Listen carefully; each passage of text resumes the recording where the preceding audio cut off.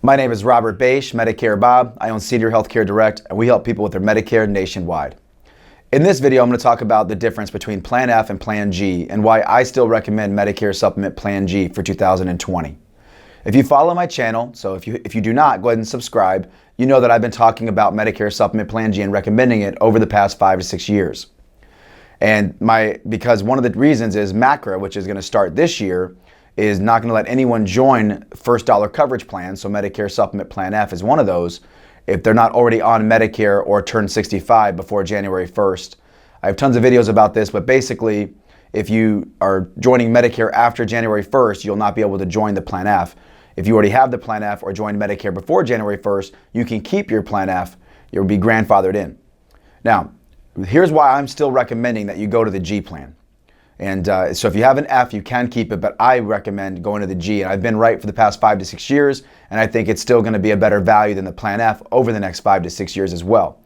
And this year, the Board of Trustees has announced that the Part B deductible is increasing again, and it's going to increase by $12. So it's going to increase from $185 to $197. And for those of you that follow my channel and Facebook, you know that the only benefit difference between Plan F and Plan G is that Part B deductible, which for 2019 was $185, and again for 2020 it looks like it's going to be $197.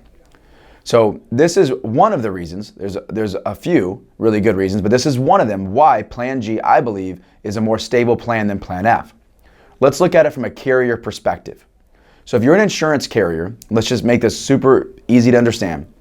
If you have 1 million people on Plan F right now, and you have 1 million people on Plan G, and the Part B deductible is increasing again by $12. What is your cost on the Plan F million people, that block of business?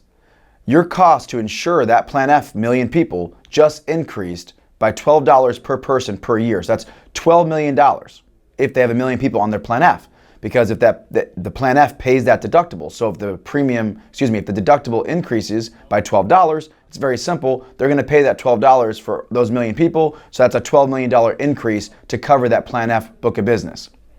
On the other hand, if you look at the Plan G and the Part B deductible increased by $12, so it's going from $185 to $197, the carrier's cost to insure did not increase because of the Part B deductible increase. Now, yes, the people that are on Plan G, they're going to have to pay $12 more a year on their out of pocket for their doctor visits because they're going to pay now the first $197. But what do you think's worse? You as a consumer on the Plan G paying an extra $12 for the year, or what do you think the carrier is going to do with the Plan F block of business if it's going to cost them now $12 million more for that million people to pay the Part B deductible? They're going to increase the monthly premium, and it's going to be more than the $12 most likely for that Part B difference.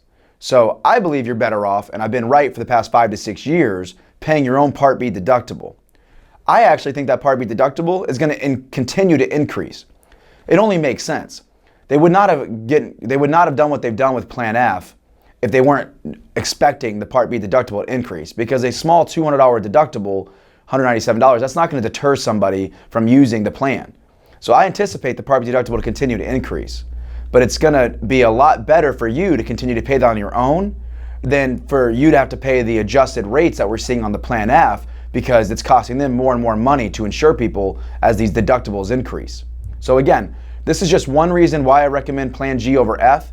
If you would like a Medicare supplement quote on the Plan G, you can call the number listed, or I have a link listed in the description below to our website where you can put in your information, and then one of my licensed agents will call you and we'll see who has the most cost-effective Plan G for you. So if you have Plan F, it's not a scare tactic. You can keep it.